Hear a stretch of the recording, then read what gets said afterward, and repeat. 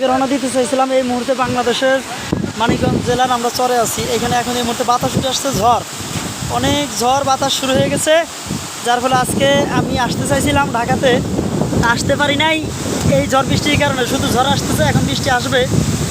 আর না দেখলেই নয়, দেখেন কি অবস্থা চতুর সাইডে, কি অবস্থা চলতেছে, ভয়াবহ অবস্থা চলতেছে আকাশে।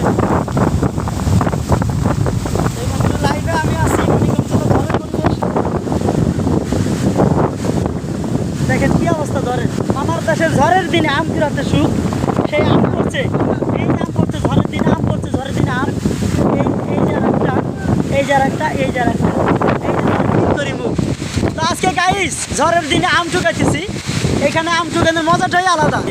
আজকে আমার দেশে ঝড়ের দিনে আম, এই দেখেন আম, আল্লাহ কত আম দিছে এই ঝড়ের দিনে।